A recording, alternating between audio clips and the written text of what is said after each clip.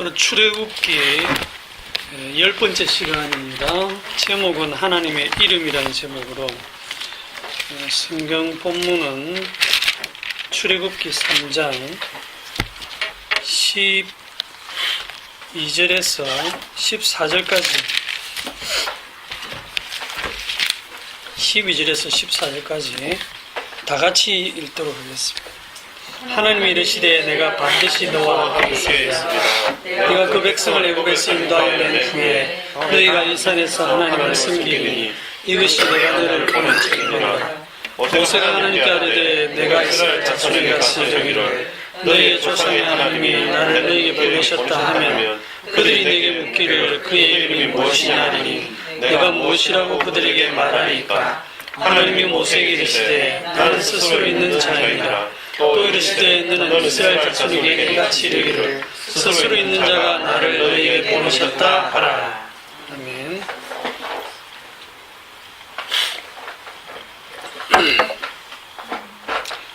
지난주 중에 또 우리 카톡 단톡방에다가 우리 양권사님 질문을 하나 하셨죠. 저도 쭉 보기는 봤는데요. 과거의 두 랩돈에 대한 질문이었는데 우리 이병태 입사님이 답변을 잘 하셨어요. 누가 뿌듯하던지. 예? 네, 답변 잘 하시고 뿌듯하셨다고. 예. 네. 얼마나 뿌듯하던지. 내가 참 진짜 인간이 할 수 없구나 이런 생각이 들었어요. 그 말 나온 김에 한번 봅시다. 누가복음 21장.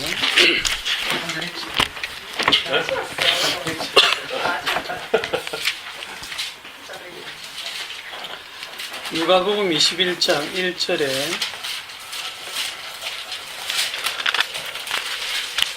예수께서 눈을 들어 부자들이 헌금함에 헌금 넣는 것을 보시고 또 어떤 가난한 과부가 두 렙돈 넣는 것을 보시고 이르시되 내가 참으로 너희에게 말하노니 이 가난한 과부가 다른 모든 사람보다 많이 넣었도다.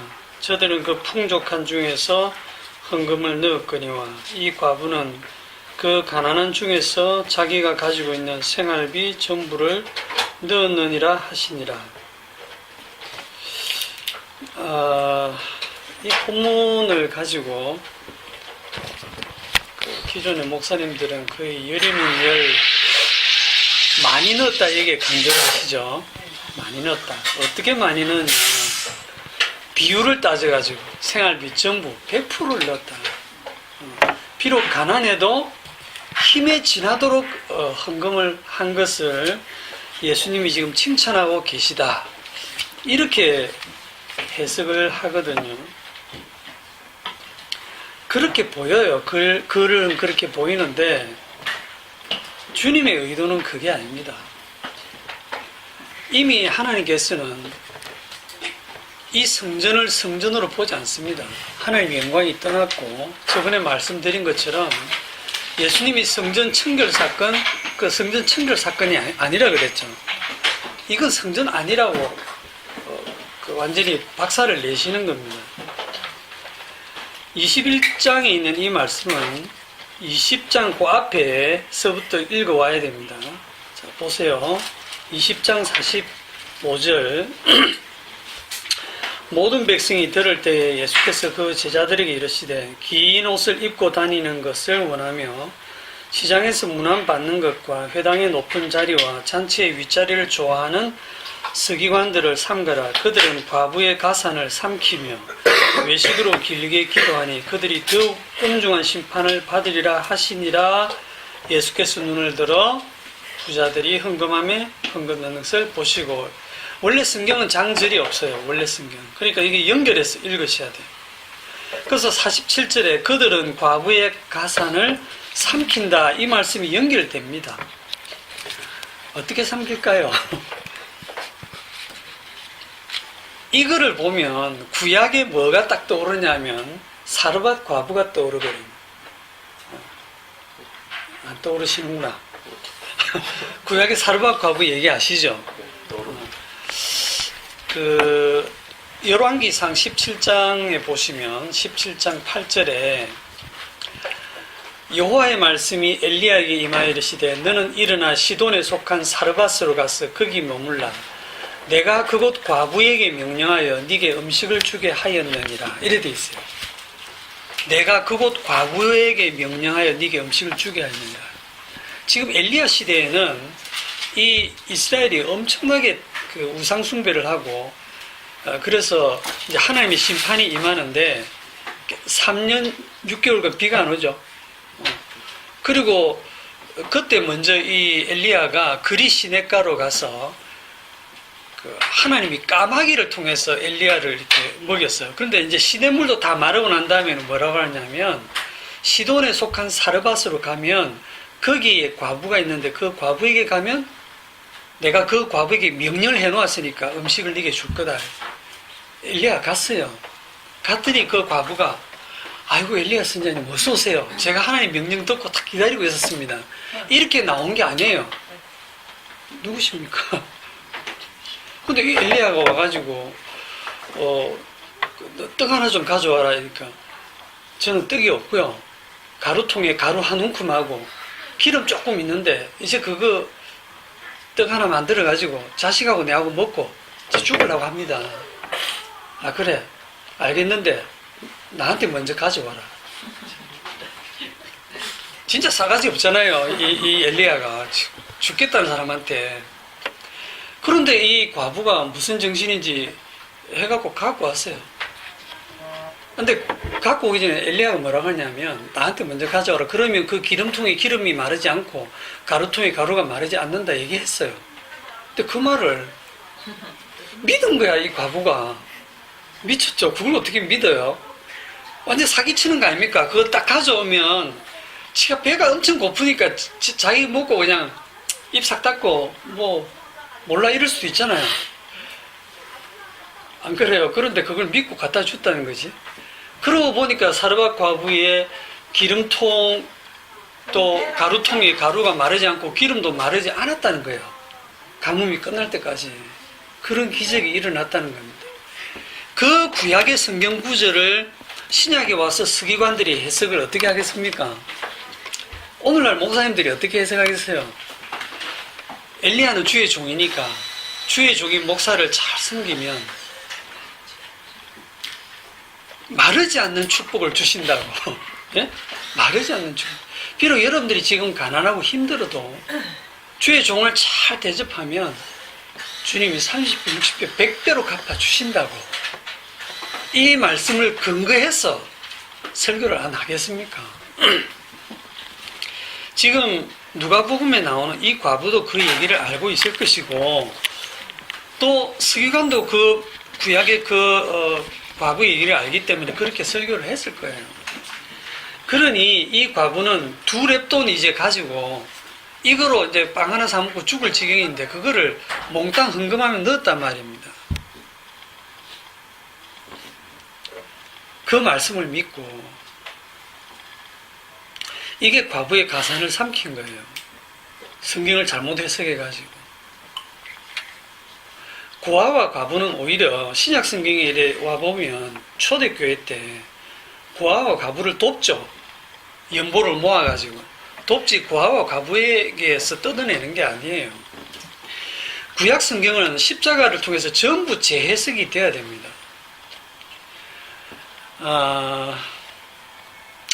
구약의 엘리야 때는 하늘에서 불이 떨어지면 그가 진짜 하나님이다라고 됐지만 신약으로 넘어오면요, 계시록에 가면 하늘에서 불이 떨어지는 걸 봐도 그건 믿지 마라 그랬어요. 왜냐하면 그런 걸 보고 믿는 믿음이 아니거든요. 표적을 보여달라고 할 때 예수님 뭐라고 그랬냐면 요나의 표적 외에는 보여줄 게 없다. 그건 뭐냐면 십자가 외에는 보여줄 표적이 없다는 거예요. 십자가가 가장 큰 표적입니다. 그거 외에 십자가 외에 다른 것을 요구하면 그게 이단이고 엉터리거든요. 그러니까 오늘날 뭐 하늘에서 불이 떨어지는 표적을 볼지라도 여러분들이 뭐 진짜 주의 종을 위해 가지고 막 집 팔아가 전세로 옮기고 그러면서 그 돈으로 교회 헌금하고 주의 종을 잘 섬겼더니 진짜 엄청나게 물질적인 복을 받았다고 합시다. 실제로 그 체험을 했다고 합시다. 그 체험 잊어버리기 힘들겠죠.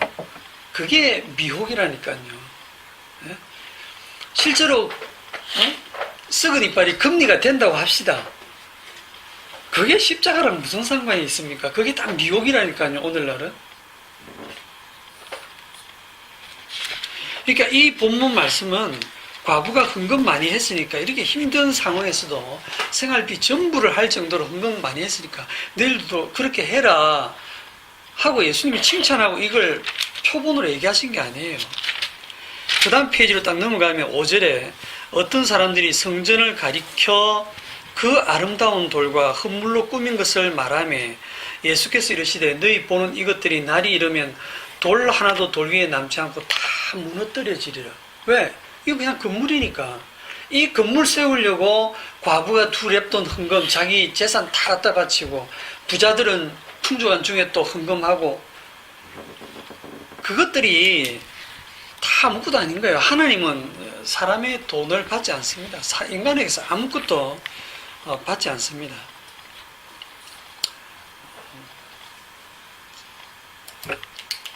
결국 그 구약시대에 사르밧 과부에게 행한 그 일은 신약에 와서 주님이 어떻게 인용하시느냐 하면,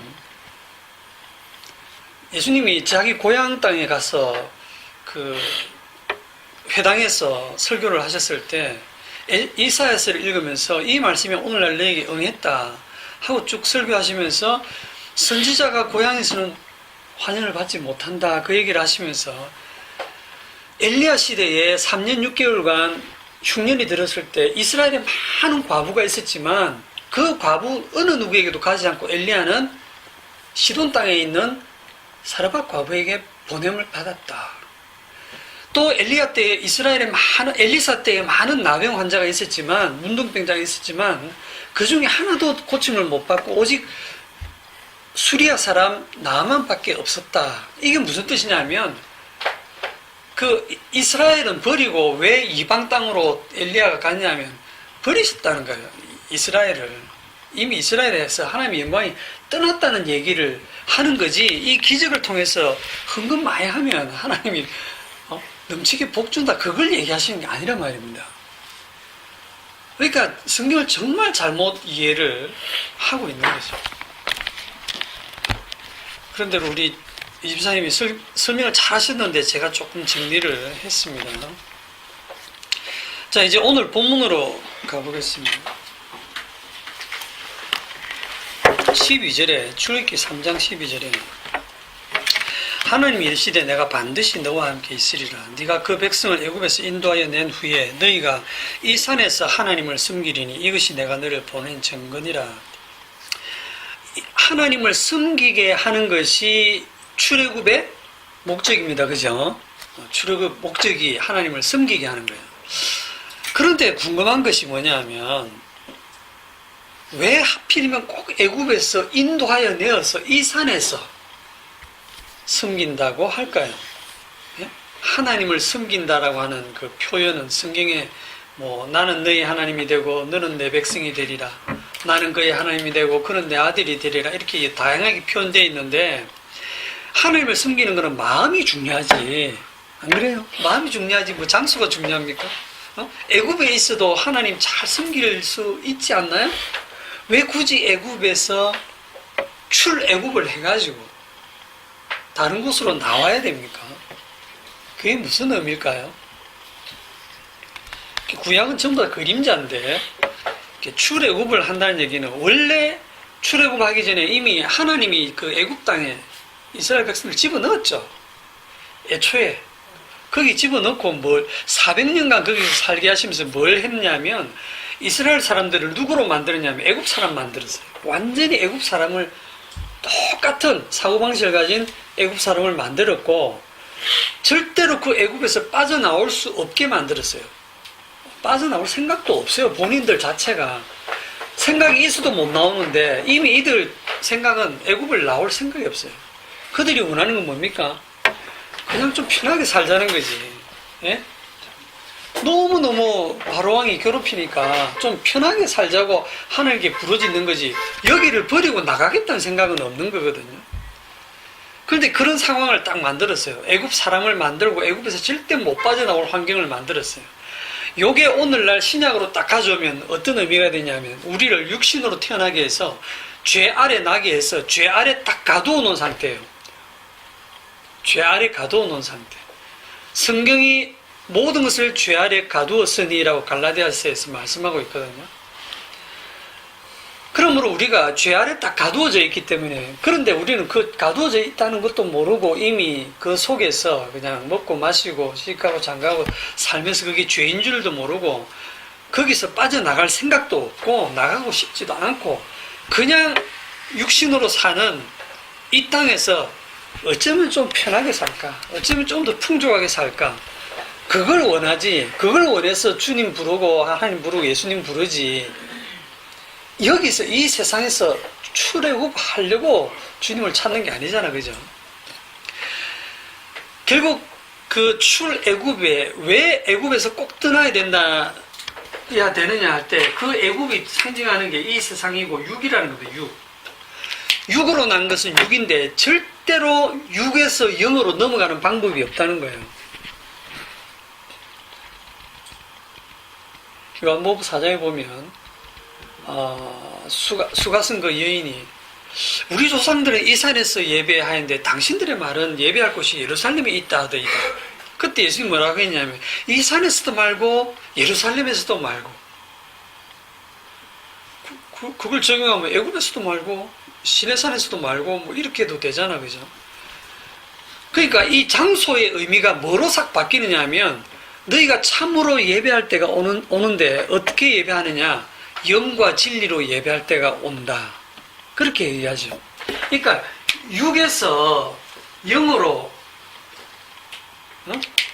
나야 진실로 하나님을 예배하는, 하나님을 섬기는 자가 된다는 거예요. 그러니까 그 구약에서는 그림자의 형태로 출애굽을 하지만 이 출애굽을 하는 게 육에서 영으로 넘어가는 건데 이게 가능하냐? 불가능하다는 거예요. 육의 입장에서는 불가능하다는 거예요. 그 누가 이 일을 하시느냐? 오직 사람은 할 수 없으되 하나님은 하실 수 있다. 하나님이 육으로 난 우리를 영으로 인도를 하신다는 그런 의미예요. 그 다음에 12절에 또 어떤 부분을 생각할 수 있냐면 이것이 내가 너를 보낸 증거다 이랬어요. 여러분, 이 증거라는 게 너무 좀 웃기지 않습니까?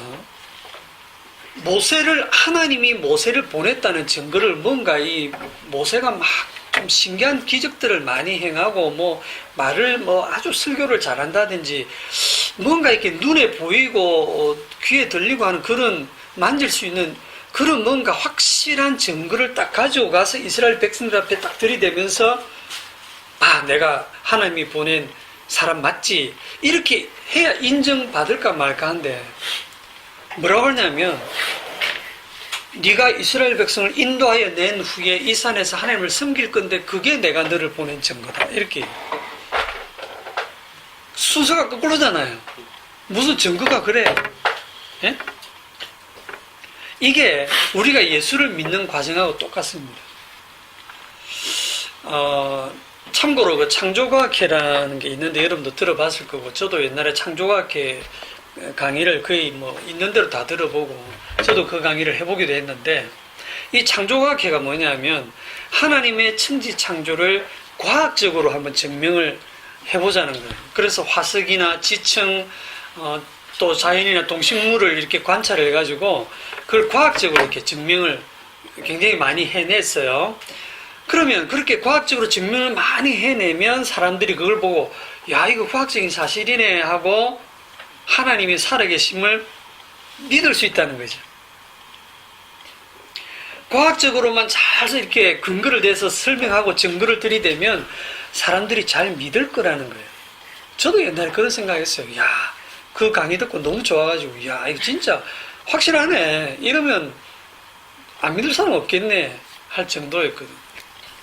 그래서 뭐 노아 홍수 진짜 옛날에 무슨 전설 같은 얘기인데 진짜 아라랏산 그 빙하 속에서 노아의 방주를 발견했다든지 그런 파편을 발견했다든지 홍해 바다 속에 잠수부가 들어가서 보니까 옛날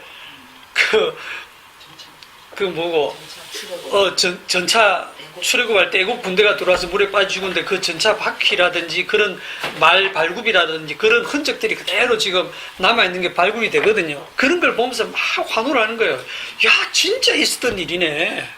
이거 확실하네. 성경이 거짓말이 아니네. 하고 믿는다는 거예요. 근데 그렇게 믿는 믿음이 성경이 말하는 믿음이 아닙니다. 왜냐하면 우리는 그런 흔적을 보는 거지만 과거에 이 사람들은 직접 경험했다니까요. 직접 홍해가 이렇게 막 벽으로 갈라지고 거기를 육지같이 건너고 자기를 추격해오는 애국 군대가 물에 빠져 죽는 걸 눈으로 직접 다 봤다니까요. 온몸으로 체험했다니까요. 그런데도 광야 40년 동안 하나님을 믿었다 못 믿었다? 못 믿었다는 거예요.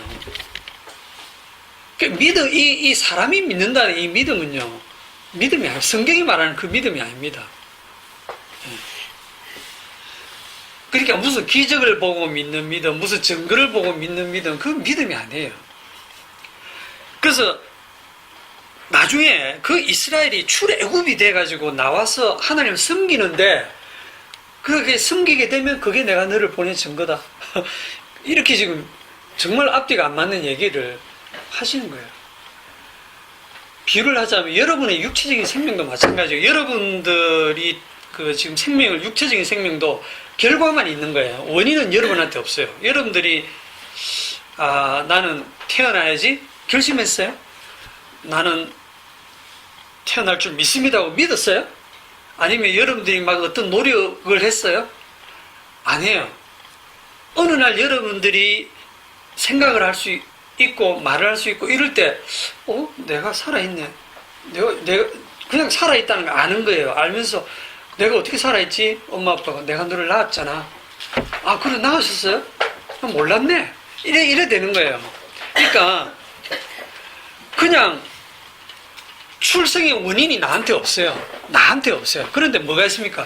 결과만 있어요. 살아있다는 결과만 주어져 있는 거예요. 영적으로 거듭난다고 하는 것도 마찬가지예요. 여러분들이 막 믿는다라든지 뭐 노력한다든지 성경 공부를 한다든지 이렇게 여러분에게서 원인이 있어가지고 거듭나는 게 아니고, 거듭나는 자들은 거듭나고 이미 거듭난 상태에서 돌아보니까 자기 믿고 있는 거예요. 이미. 그러니까 믿는 게 아니고 믿어진다라는 표현, 참 이 언어가 너무 부족해서 설명이 어렵습니다. 모세는 그 애국 땅으로 돌아갈 때 모세가 가진 두려움과 걱정이 뭐겠습니까? 야, 40년 전에 내가 그렇게 잘 나갈 때도 이스라엘 백성들이 나를 안 묻었는데 이제 40년 동안 그 미디안에서 양치기 하다가 이런 늙은 참 힘없는 모습으로 지팡이 하나 짚고 가가지고 하나님이 나를 보냈다 이러면 뭐 주겠습니까? 이스라엘 백성들이. 그런데다가 또 바로왕을 만나가지고 그 당시에 가장 강력한 그 강력한 바로왕을 누가 만든지 압니까? 하나님 만들었어요. 원래 바로 이 애굽의 왕이 그렇게 강력 안 했습니다. 그런데 7년 풍년, 7년 흉년을 통해 가지고 7년 흉년 동안에 요셉을 통해서 신명 비추한 걸로 그 애굽의 모든 땅이 왕한테로 돌아가잖아요. 애굽의 모든 재산이, 가축이 다 돌아가고, 그래도 이제 묵고 살 수가 없으니까 몸까지 종으로 바친다면서 모든 애굽 사람들이 이 바로왕 앞에 모든 게 몰수가 된 거예요. 그러니까 절대 군주인 거예요. 죽으라면 죽고.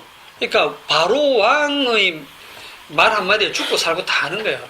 정말 강력해요. 그런 바로왕에게 가가지고 모세가 내놓아라. 우리 백성 가서 하나님 섬겨야 된다. 그럼 그 말을 먹어주겠어요. 그러니까 모세는 뭔가 좀 가기 전에 뭐 확실한 증거라도 갖고 가고 싶은 거예요. 아니면 하늘에 천군 천사 군대라도 눈에 보이게 해서 자기를 따라오면 또 좀 믿음직하겠어요.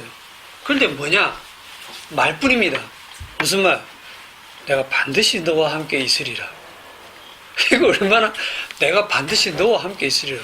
믿어집니까 이게? 반드시 너와 함께 있으리라. 무슨 근거로요? 내가 너와 함께 있었다고 하는 그 증거는 나중에 나와서 나를 섬길 때 그게 증거다. 저는 그걸 원하는 게 아닌데요. 그렇지 않습니까? 우리가 하나님 일을 할 때 그렇거든요.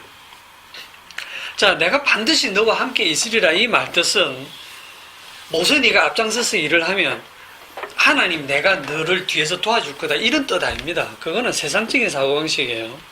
하늘은 스스로 돕는 자를 돕는다. 내가 막 열심히 노력하면 그 다음에 하나님이 결정적으로 도와주신다 이런 뜻이 아니고, 내가 반드시 너와 함께 있다는 말은 하나님이 처음부터 끝까지 다 하신다는 거예요. 처음부터 끝까지 다. 그럼 모세는 뭔데요? 모세는 시다발이죠. 모세는 그냥 현장에 증인으로 있는 겁니다. 보내서 내가 너 보낸다. 가서 요 말 해라. 걱정이 되지 뭐. 하락하면 하는 거예요. 그런데 그게 정작 현장에 나가서 하나님의 말씀을 전하는 그 모세는 얼마나 힘들겠어요. 이게 모세뿐만 아니라 이스라엘 사람 전체에게도 이런 상황이 닥쳐왔는데 그걸 한번 봅시다. 출애굽기 14장.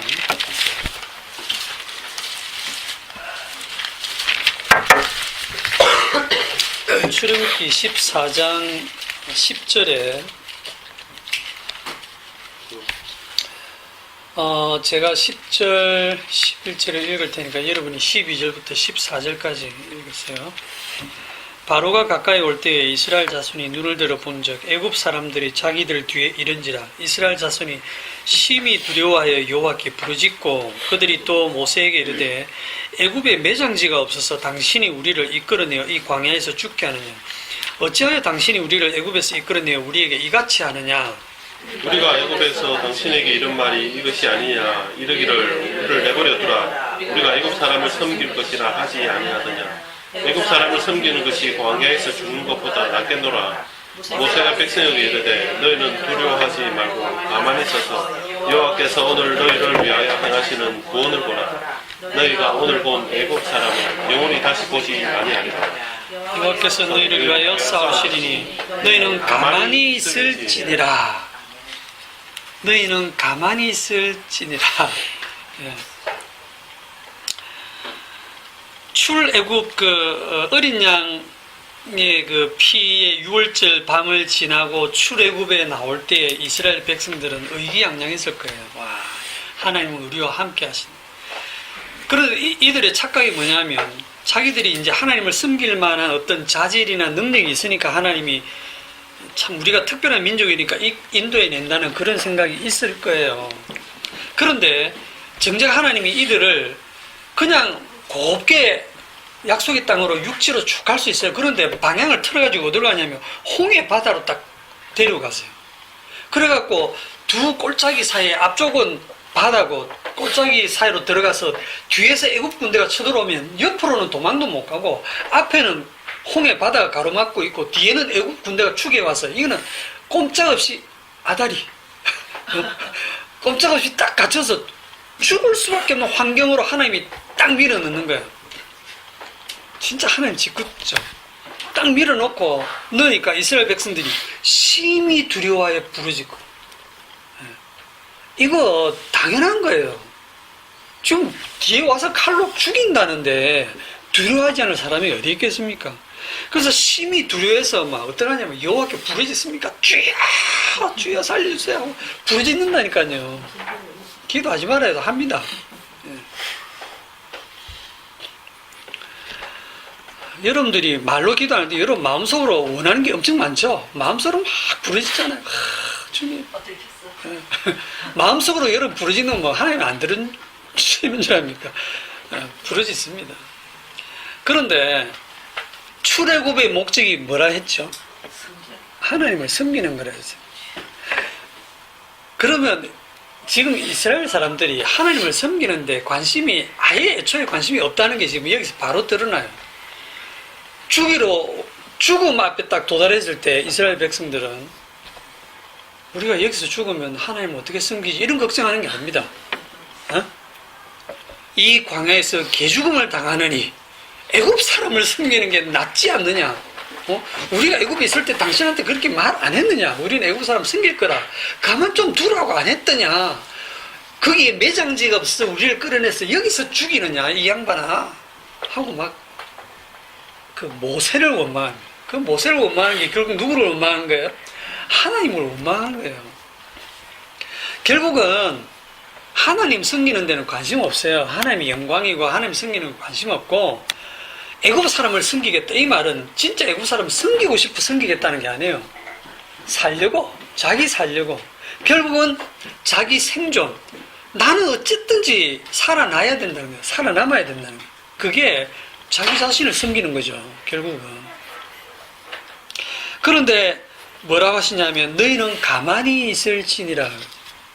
여호와께서 싸울 것이니 너는 가만히 있을지. 여러분 가만히 있으라 한다고 가만히 있어집니까? 몸은 가만히 있을 수 있는데 마음부터가 벌써 가만히 못 있어요. 불안해 죽는데요 뭐. 예? 복음을 좀 들어가지고 이제 그런 기도는 안 해야 되겠다. 그래서 입으로는 안 하는데 이미 마음에는 막 걱정태산이라. 마음이 이미 가만히 있지 못해요. 불안과 두려움으로 막 어쩌지를 못하는 거예요. 그래서 가만히 있을 사람 없습니다.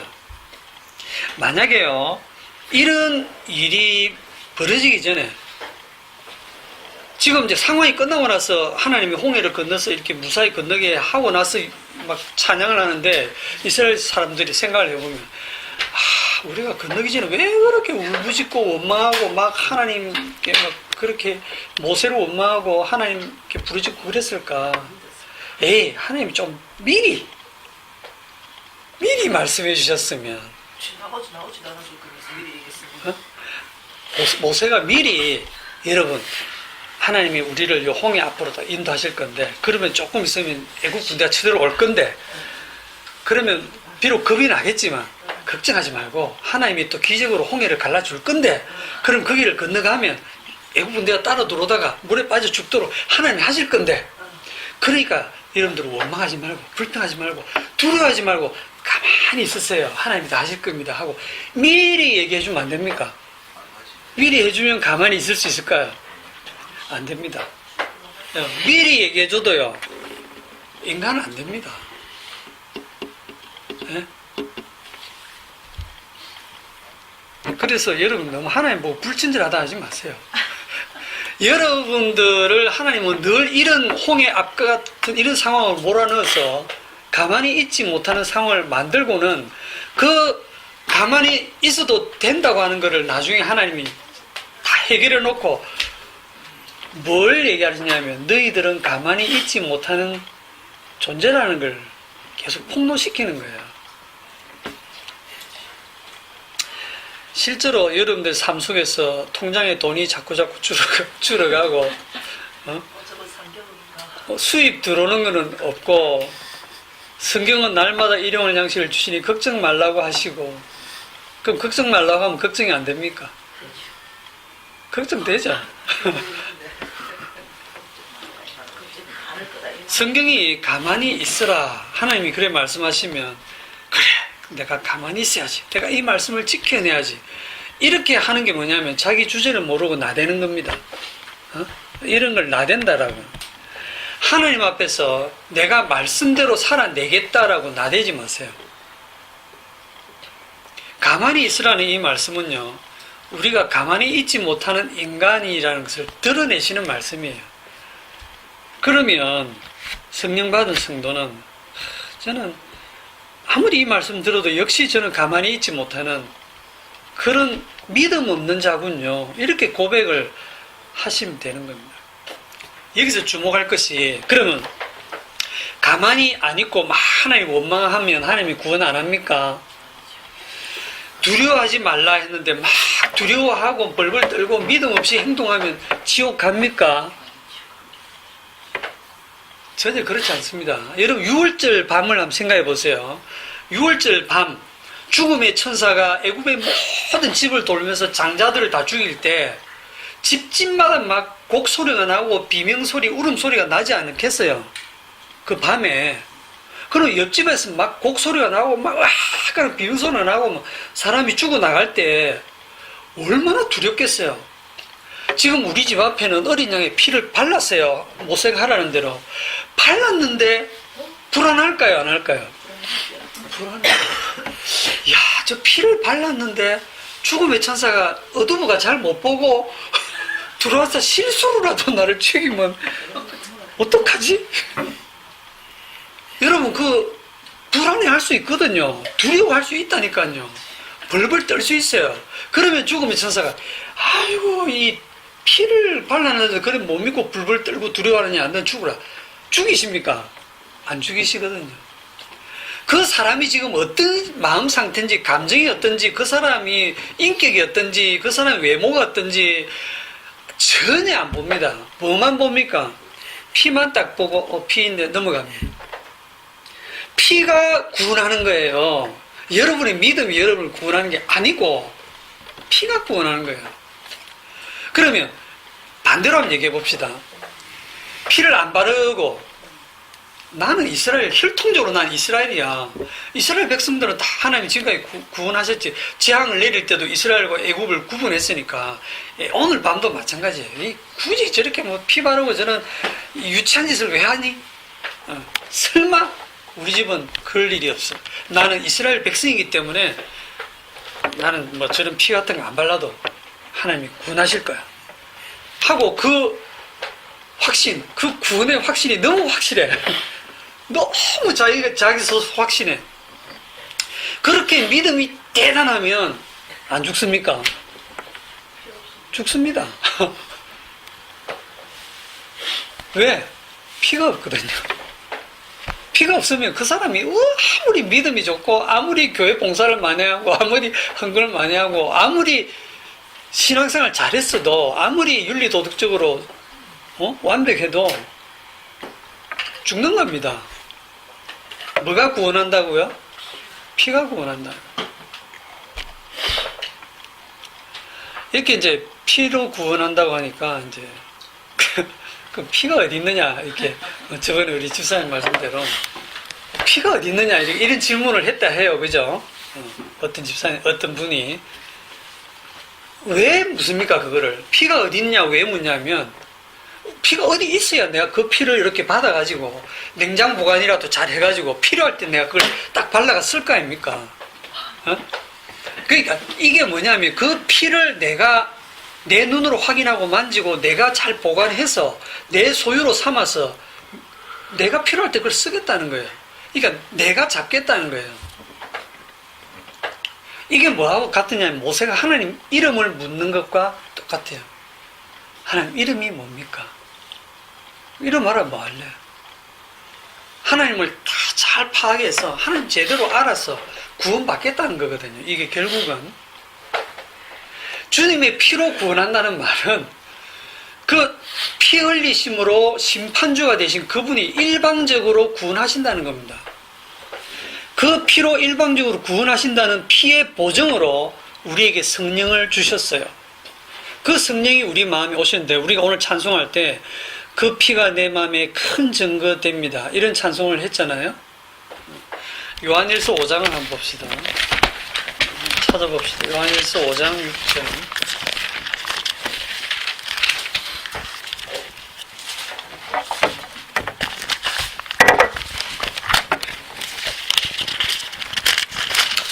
요한일서 5장 6절에 이는 물과 피로 임하신 이시니 곧 예수 그리스도시라. 물로만 아니요 물과 피로 임하셨고 정언하는 이는 성령이시니 성령은 진리니라. 정언하는 이가 셋이니 성령과 물과 피라. 또한 이 셋은 합하여 하나이니라. 합하여 하나라는 말은요 성령, 물, 피 이게 3분의 1씩 합한다는 뜻이 아니고 일치한다는 뜻입니다. 성령이 곧 물이고 물이 곧 피고. 그래서 요한복음 3장에 물과 성령으로 거듭나지 아니하면 할 때 그래 말해놓고 뒤에 갖고는 성령으로 나지 아니하면 하고 물은 또 없죠. 물 즉 성령으로 나지 아니하면 그 말이에요. 같은 뜻이에요. 그러니까 여기서 성령과 물과 피 같은 거야. 그러면 그 피가 내 마음에 있다는 게 뭐냐면 성령을 받았다는 거예요. 예? 피를 어디 다른데 가서 찾지 마세요. 자, 너희는 가만히 있으라. 어느 인간도 가만히 있을 인간이 없어요. 그래서 가만히 있으라는 이 말씀을 통해서 그 말씀이 선포되어질 때 여러분이 딱 듣는 순간부터 이제 나는 좀 가만히 있어야지 라는 생각이 들지만 결국은 가만히 있지 못하는 자신이 드러날 수밖에 없는 상황으로 하나님은 반드시 몰고 가세요. 그래서 가만히 있지 못하는 나, 그게 뭐예요? 믿음이 없는 나. 믿음이 없다? 즉 하나님의 은혜를 무시하는 나가 내 죄가 계속 드러나는 자리가 됩니다. 그러면 성령 받지 못한 자는 가만히 있지 못하고 성령 받은 자도 가만히 있지 못해요. 둘 다 똑같아요. 하는 짓은. 그럼 차이가 뭐냐면 성령 받지 못한 자가 가만히 있지 못하고 막 나대는 건 뭐냐면 자기가 나댄 만큼 그게 자기 의가 돼요. 자기 의가 된다니까요. 그리고 그 의를 얻습니다. 그런데 성령 받은 자는 똑같이 나대요. 나대는데 지나고 보니까 그게 죄라는 걸 알아요. 야, 주님, 저는 여전히 똑같군요. 믿지 못하고 이렇게 나댈 수밖에 없는 저한테서는 죄밖에 나오는 것이 없군요. 이런 고백을 하게 되는 겁니다. 자, 출애굽기 3장 이제 13절, 14절을 보겠습니다. 모세가 하나님의 이름을 물었죠. 그때 14절에 하나님의 그 대답이 나는 스스로 있는 자니라. 스스로 있는 자니라. 나는 스스로 있는 자다. 자, 번역은 정말 기가 막히게 잘했습니다. 근데 원어를 보면 이게 이제 뭐 원어가 그래 몰라도 관계없는데 에흐예, 아쉐르, 에흐예. 누가 원어 쓴다고 대단하다 이런 생각은 하지 마세요. 에흐예, 나는 I am입니다. 영어로 하면 I am입니다. I am. 이거는 접속사예요. I am, that. 뭐 who를 써도 되는데 who는 사람한테 주로 쓰는 거니까 이분은 사람이 아니니까 I am, that, I am 똑같은 거예요. 에흐예, 아쉐르, 에흐예. 나는 누구다 이렇게 나와야 되잖아요. 나는 에? 이거 문법도 안 맞고 누구라는 거지? 나는 그러니까 여기서 I am 나는 그냥 이제 이렇게 해석하죠. 나는 이다 또는 이다라고 해도 되고 있다라고 해도 되고 나는 이다. 그래서 여러분 성경 주석에 보면 히브리 1이라 해갖고 밑에 보면 나는 나다 이렇게. 나는 나다. 여기 에흐에 아쉐르 에흐에 여기서부터 야훼 여호와 이름이 유래를 했어요. 그럼 여호와가 맞느냐 야훼가 맞느냐 하나님이 맞느냐 하느님이 맞느냐 이런 논쟁들은요 아무 의미가 없어요. 왜냐하면 이게 이름이 아니거든요. 이거 이름 아닙니다. 이름을 물었는데 하나님은 나는 스스로 있는 자다 이렇게 그냥 대답을 하셨거든요. 그러니까 그냥 나는 있다. 나는 전에도 있었고 지금도 있고 장차 올 자다. 계시록에 그런 말씀이 있죠. 그런데 더 정확히 말하면 나는 전에도 있다. 지금도 있다. 장차 있다. 그러니까 전에 있었다. 앞으로 있을 거다. 이거는 시간 개념인데 하나님은 시간 안에 갇히지 않습니다. 그냥 나는 있다. 그래서 그 요한복음 8장을 잠깐 갔다 오죠. 요한복음 8장 57절에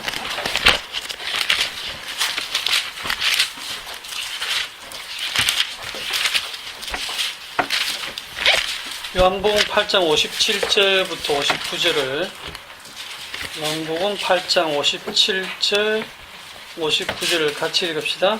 유대인들이 이르되 네가 아직 50세도 못 되는데 아브라함을 보았느냐 예수께서 이르시되 진실로 진실로 너희에게 이르노니 아브라함이 나기 전부터 내가 있느니라 하시니 그들이 돌을 들어 치려 하거늘 예수께서 숨어 성전에서 나가시니라. 58절에 보면 예수님이 아브라함은 나이 때 볼 것을 즐거워하다 보고 기뻐했다니까 유대인들이 황당해가지고 네가 아직 나이가 50도 안 됐는데 아브라함 봤냐? 아브라함 봤냐? 이래 물으니까 예수님 말씀이 아브라함이 나기 전부터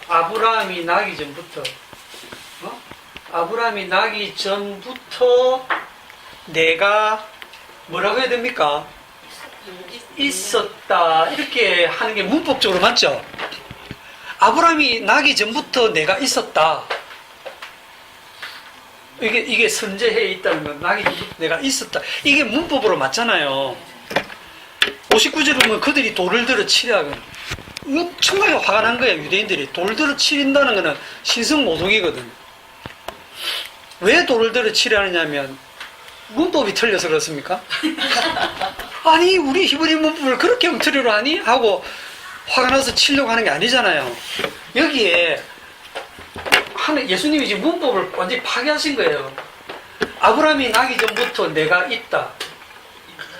이게 해석 영어에 보면 아브라함이 나기 전부터 I am 이렇게 돼 있어요. 이 I am이 에흐예, 아브라함이 나기 전부터 에흐예. 헬라어로는 에고 에이미, 나는 나다. 아브라함이 나기 전부터 나는 나다. 이렇게 이걸 듣는 순간 구약성경 빠삭하게 하는 유대인들은 그 모세에게 나타났던 그 하나님, 그 여호와 하나님을 다 알아요. 무슨 말을 했는지. 그런데 지금 자기 눈앞에 있는 사람의 몸을 입고 있는 예수라는 그 청년이 I am 하고 있으니까 이런 미친놈하고 흥분해서 돌을 들어 치려 하는 거예요.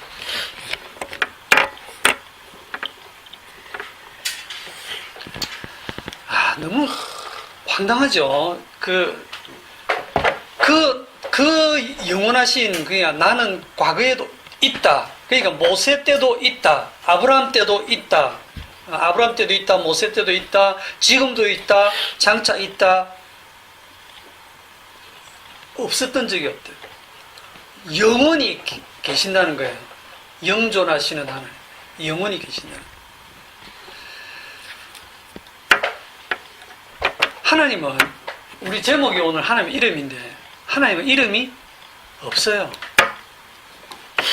모세가 하나님을 이름 물었을 때 왜 이렇게 대답했냐면 이름이 없거든요. 이름이 있다는 건 무슨 말이냐면, 이름이라는 건 어떤 대상을 다른 대상하고 구별할 때 이름을 붙입니다. 어떤 대상을 다른 대상과 구분할 때. 그래서 이름을 딱 붙인다고 하면 이미 이 대상과 다른 대상 사이에 경계가 딱 지어지면서 우리가 개념이 잡히거든요. 그런데 하나님이 사람을 만드시고는 아담이다 이름 딱 지었거든요. 그리고 동물들에게는 아담 보고 이름 지으라 해서 아담이 이름 다 지어줬거든요. 하나님 이름 누가 짓습니까? 이름 없습니다. 왜냐하면 하나님은 피조물이 아니기 때문에 결코 대상이 될 수 없기 때문에 이름이 없어요. 이름이 있다는 건 대상이 되는 거고, 대상이 된다는 거는 경계가 있다는 거고, 경계가 있다는 거는 유한하다는 거예요. 그러면 그는 이미 하나님이 아니에요. 세상에 존재하는 모든 신들, 모든 우상들은 이름이 있습니다. 왜? 사람이 만들었으니까. 사람이 만들어낸 우상이니까. 그래서 대상이 되니까, 거래도 되고 뭐 타협도 되는 거니까. 그런데 하나님은 이름이 없어요. 그러니까 하나님이라는 것도 이름 아니고 여호와 야훼라는 이름이 아닙니다. 그런데 엘샤다이, 엘로힘, 여호와 이레, 여호와 니시, 이것도 이름 아니고 다 하나님의 어떤 속성을 얘기하는 거지 이름 아니에요. 그런데 성경에 보면 너희 하나님의 이름을 망령되이 일컫지 말라 이런 말씀이 있잖아요. 그거 어떻게 해석해야 되죠? 너희 하나님 이름을 망령되이 일컫지 말라. 지금 에흐예, 아쉐르 에흐예에서 여호와 야훼가 나왔는데, 이 히브리어의 여호와라는 이름이 철자가 자음만 4개이고 모음이 없어요. 그 발음을 정확히 모르거든요. 아마 모세 때에 발음을 했는지는 모르겠는데 그거를 기록을 하고 유대인들이 이 성경을 옛날에는 인쇄를 못하니까 필사를 해서 이게 옮겨 적잖아요. 그죠? 손으로 뺏겨 적을 때 이 여호와라는 그 하나님의 이름이 딱 나오면 붓을 딱 놓고 목욕 재개하고 와서 붓을 씻고 딱 경건한 마음으로 다시 그 하나님의 이름을 씁니다. 그리고 그 이름을 부르지도 못해요. 왜냐하면 십계명 지켜야 되거든요. 여호와 이름을 막는 때에 일컫지 말라니까 아예 안 불러. 우리가 어찌 감히 하나님 이름을 함부로 부를 수 있느냐? 우리가 뭐 동양에서는 어르신의 조남을 어찌 함부로 부를 수 있느냐? 제가 인터넷 찾아보면 별게 다 있던데. 그래서 여호와라고 부르지 마라. 여자, 호자, 자자를 쓰시면 하나님 뭐로 그런 한국 사람들이 있습니다. 네. 그러니까 이 유대인들이 얼마나 그 하나님의 이름에 대해서 공경을 했겠어요. 10계명을 문자 그대로 지키기 위해서 이름을 안 불렀다니까요. 옮겨 적을 때도 그렇게 조심해서 적고 나중에는요. 그러다 보니까 그 발음을 잊어버렸어요. 정확한 발음이 몰라요. 아무도. 여호와인지 야훼인지 뭔지 아무도 모르고. 그런데 나는 이걸 하나님이 하셨다고 생각해요. 이름 만약에 이거를 이름처럼 만들어가지고 이게 하나님 이름이라고 사람들이 갖다 붙여놓고 그 정확한 발음은 이거다 하고 이러면 그게 뭐가 되냐면 그게 우상입니다. 예? 사람이 딱 뭔가를 하나 하나님은 이런 분이라고 고정시키는 순간 그건 우상입니다. 하나님은 그런 인간의 사고나 그 사고의 틀에, 인식의 틀에 갇히지 않거든요.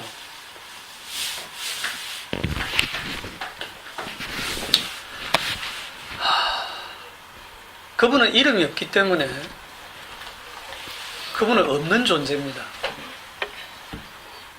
제가 이래 얘기하면 없다니 이름이 없기 때문에 그분은 없어요. 왜 없느냐 하면 우리에게 있는 건 다 이름이 있는데 우리에게는 없는 거예요. 그분은 우리가 인식에서는 있을 수 있는 분이 아니에요.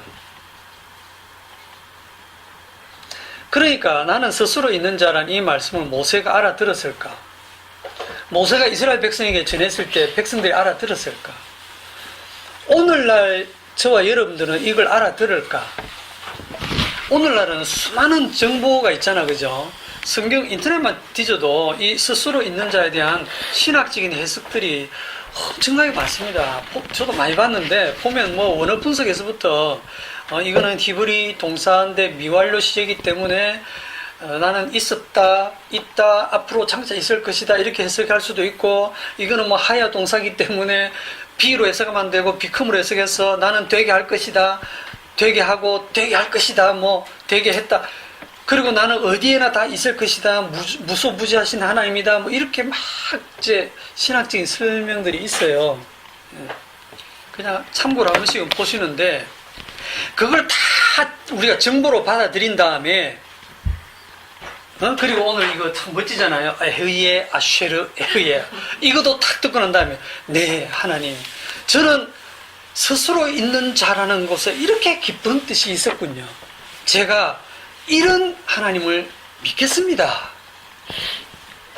하고 났으면 그게 알아들은 겁니다.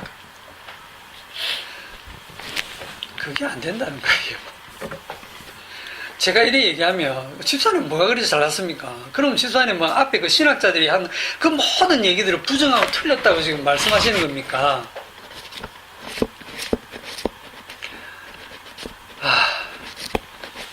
참, 틀렸다기보다는 그들이 사실을 말할지라도 그게 진리가 아니기 때문에 거짓말이 되고 다 악한 말이 됩니다. 이거는 제가 그렇게 얘기하는 게 아니고요. 여러분 잘 생각해 보세요. 유대인들이 바보가 아니잖아요. 엄청 똑똑하잖아요. 우리보다 똑똑하잖아요, 유대인들이. 그러면 성경을, 구약 성경을 우리보다도 더 오래 수천 년을 연구한 유대교 신학자들이 스스로 있는 자라는 이 본문에 대한 해석을 우리 정도 못하겠습니까? 해석 다 해내죠. 안 그래요? 그렇게 다 해석해서 하나님이 이런 대단한 분이다라는 걸 다 알아내요. 그리고 그 하나님 이름이 너무 거룩해서 함부로 부르지도 못했고, 심지어 그 글자 적을 때도 목욕 제기하고 붓을 씻어서 쓸 정도로 그렇게 하나님을 마음과 뜻을 다해서 섬겼다니까요. 그들은 이 구약 성경에 있는 이 하나님의 말씀에 근거해서 신학 체계를 세우고 해석하고, 그걸 근거로 신앙생활하고, 그걸 근거로 이단도 판단하고 다 했거든요. 자, 그런 유대인들을 향해서 예수님이 오셔가지고, 예수님이 오신 그 당시에 유대인들은 우상 숭배 안 했다 했죠? 우상이라고 없어요. 그들은 여호와 하나님만 섬겼어요. 말씀 중심으로, 성전 중심으로 경건하게 살았다니까요. 그들에 대해서 심판주 되시는 예수님의 평가가 뭡니까? 너희들 참 잘했다, 이렇게 평가했어요. 그 평가를 제가 읽어드릴게요. 마태복음 12장 34절에 독사의 자식들아, 너희는 악하니 어떻게 선한 말을 할 수 있느냐? 이는 마음에 가득한 것을 입으로 말합니다. 헐, 듣는 유대인들이, 아니 저 미쳤나? 우리 보고 독사의 자식들아, 너희는 악하니, 악하다라고 지금 하시거든요. 요한복음 8장 44절에 너희는 너희 아비 마귀에게서 났으니 너희 아비의 욕심대로 너희도 행하고자 하느니라. 그는 처음부터 살인한 자요, 진리가 그 속에 없으므로 진리에 서지 못하고 거짓을 말할 때마다 제 것으로 말하는 이는 거짓말장이요 거짓의 아비가 되었습니다. 여러분, 유대교 신학자들 만나가지고 구약성경 해석하는 거 들어보면 대단합니다. 그 깊이가. 예? 그걸 가지고 예수님은 지금 거짓말이라는 거예요. 그 입에서 나오는 말들이 다 악하다는 거예요. 너희들은 악하니, 악한 마음에서, 악이 마음이 가득하기 때문에 그걸 입으로 다 말하고 있다라고 지금 평가하시거든요. 예수님 평가가 너무 지나치신 거 아닐까요?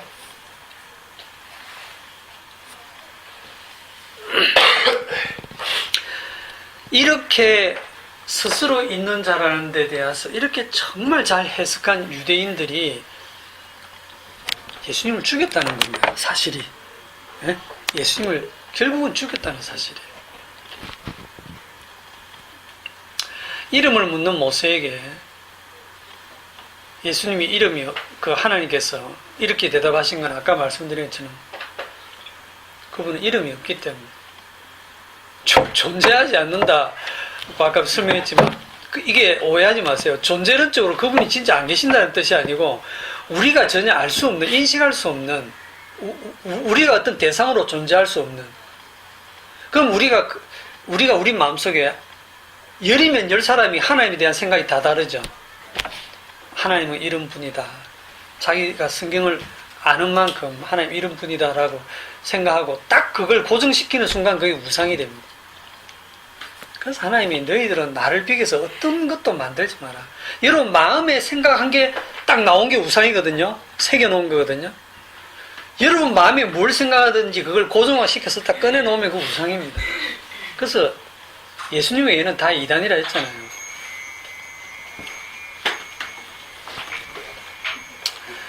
하나님은 우리가 이름을 불러주실 수 있는 대상이 아닙니다.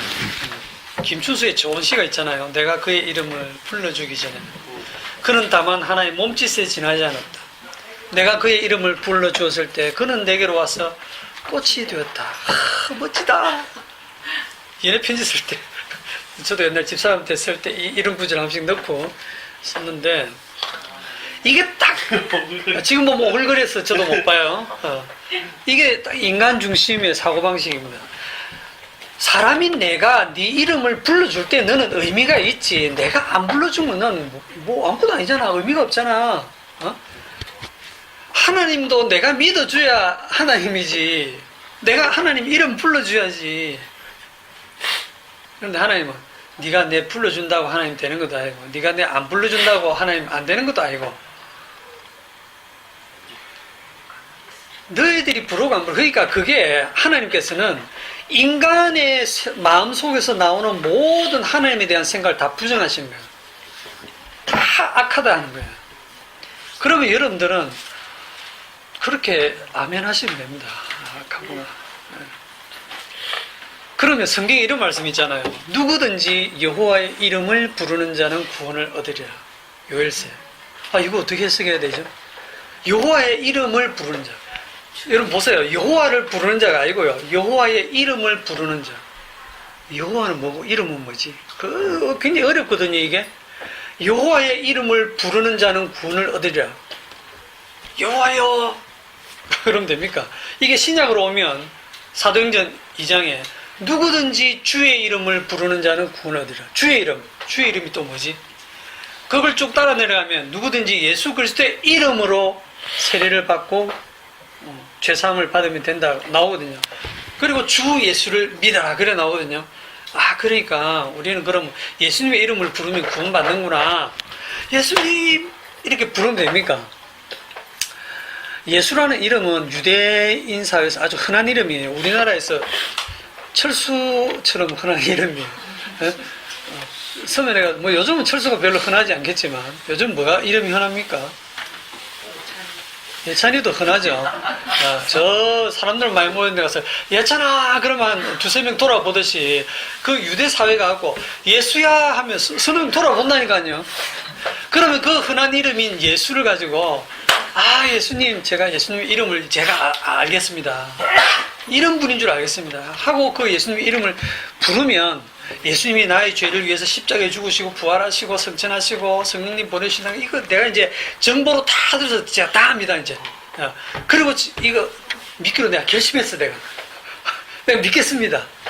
이러면 구원이 됩니까?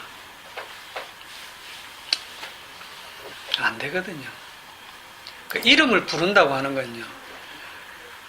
그분을 알아야 이름을 부르죠. 다시 돌아가서 이름이 없다는 얘기는 없다는 거고요. 알 수 있는 존재가 아니기 때문에 이름을 부른다는 거. 이름도 없는 분의 이름을 어떻게 불러요? 그러니까 애초에 구원이 안 되는 거예요. 애초에. 그러면 뭐 어떡하란 말이냐. 이름을 부른다는 의미를 그분은 이름이 없는데 이름을 부르면 구원을 얻으리라는 말이 뭐냐면 그분을 이제 아는 것입니다. 이름을 부르는 것은 그분을 아는 건데요. 요한복음 17장 3절에 보면 영생은 곧 유일하신 참 하나님과 그가 보내신 자 예수 그리스도를 아는 것이니이다 이렇게 되어 있죠. 그러면 성경에서 안다는 게 뭐냐면 이게 지식으로 그냥 아는 게 아니에요. 여러분들이 예수님에 대해서 굉장히 많은 정보를 듣고 예수님에 관해서 안다. 그게 예수님 아는 게 아니에요. 여러분 트럼프 압니까? 트럼프 대통령 압니까? 여러분 안다고 하죠. 왜? 뉴스에 하도 많이 들었으니까. 미국 대통령 트럼프 압니다. 트럼프 여러분 압니까? 모르죠. 자, 서로 아는 것도 아니고 일방적으로 자기 혼자 정보를 습득해서 알면서 서로 알아도 아는 게 아닌데, 서로 지식적으로 알아도 아는 게 아닌데, 여러분들이 트럼프 앞에 가서 미친 짓 해갖고 저 누구 한국에서 온 누구다 해서 이름을 알았다 해가지고 아는 거 아니거든요. 성경에서 이 안다라고 하는 거는 이게 안다는 말이 성경에서 안다는 말 지식적으로 안다는 말이 아니고 이 안다는 걸 설명해 주기 위해서 하나님께서 연합이라는 것으로 설명을 합니다. 남자가 부모를 떠나 그 아내와 합하여 연합하여 한 육체가 되리라 할 때 남자가 여자와 하나가 되는, 몸이 하나가 되는 연합, 그러므로 둘이 한 몸이 되는. 그런데 이게 남자 여자 서로 결혼해서 행복하게 잘 살아 그 얘기 하시는 게 아니고 이게 그리스도와 교회의 비밀을 얘기하는 거라 그랬잖아요. 그죠? 그거를 모형적으로 그림자로 그냥 우리 인간 사회에 그렇게 지금 설명해 주고 있는 거예요. 그럴 때 안다는 거예요. 남자 여자가 연애를 아무리 오래 해도 서로 모르는 거야. 그런데 둘이 결혼해서 한 몸이 되어서 살 때 비로소 이놈을 이제 좀 알겠네. 근데 그렇게 아는 것도 사실은 그림자지만, 그게 안다는 거예요. 연합하는 게 아는 거예요. 그러면, 자, 보이지도 않는 분, 이름도 없는 분, 내가 알 수도 없는 분, 내가 어떻게, 대상이 아닌데 내가 어떻게 가서 연합합니까? 되지가 않잖아요. 인간 쪽에서는 불가능한 일이에요. 그러면 단 하나밖에 없잖아요. 뭡니까? 그분이 오시는 것밖에 없잖아요. 그분이 어디 숨어 계신지는 모르겠는데, 그분이 오셔서 나랑 연합해버리는 것 외에는 방법이 없죠. 자, 마지막으로 요한복음 2장에 가봅시다.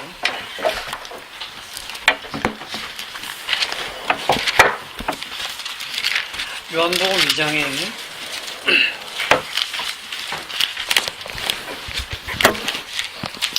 요한복음 2장 23절.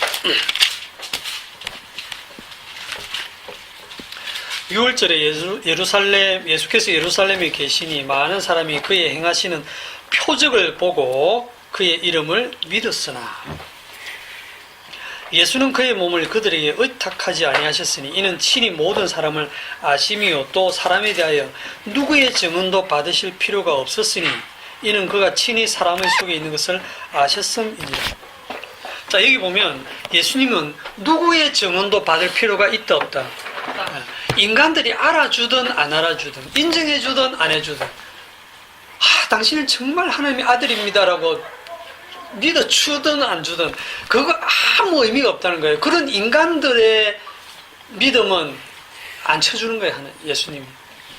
그래서 그 23절에 보면 표적을 보고 그의 이름을 믿었으나 하셨을 때 예수님이 그래 이제 나를 믿는구나 하고 칭찬하는 게 아닙니다.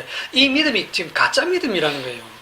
요한복음에 믿는다는 말이 여러 번 나오는데 8장에도 믿는다 했던 유대인들에게 너희들 마귀 자식들이다라고 얘기하거든요, 예수님은. 자, 성경은 장절이 없다 했습니다. 바로 넘어갑니다. 누구의 증언도 받을 필요가 없다 하고 딱 넘어가는데, 그런데 바리새인 중에 니고데모라는 사람이 있으니 유대인의 지도자라. 대단한 사람이에요. 유대인 중에 유대인인 바리새인이에요. 율법 전문가입니다. 그리고 지도자입니다. 이 니고데모가 밤에 예수께 와서 이르되 랍비여, 선생님이여, 우리가 당신은 하나님께로부터 오신 선생인 줄 아나이다. 와, 대단하잖아요. 당신은 진짜 하나님께로부터 온 선생님입니다. 하나님이 함께 하시지 않으면 당신이 행하시는 이 표적을 아무도 할 수 없음이니이다. 야, 니 내 잘 봤다. 이렇게 예수님이 칭찬 안 하신잖아요.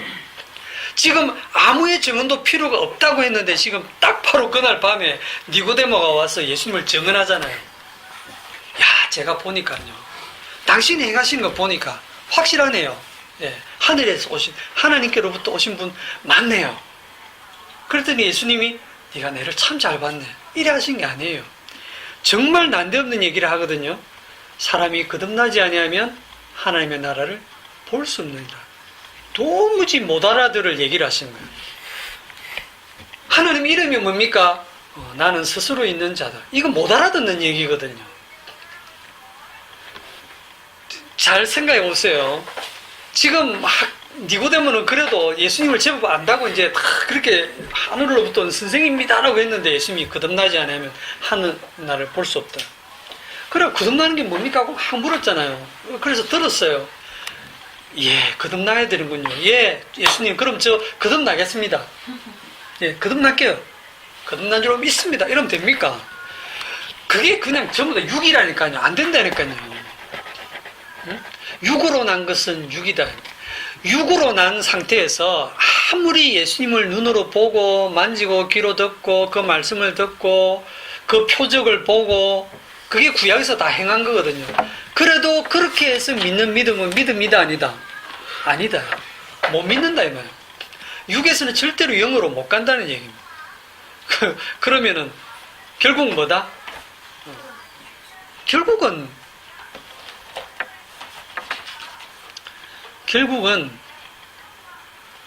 고린도전서 2장 11절을 보면 사람의 일을 사람의 속에 있는 영 외에는 누가 알리요? 이와 같이 하나님의 일도 하나님의 영 외에는 아무도 알지 못하느니라.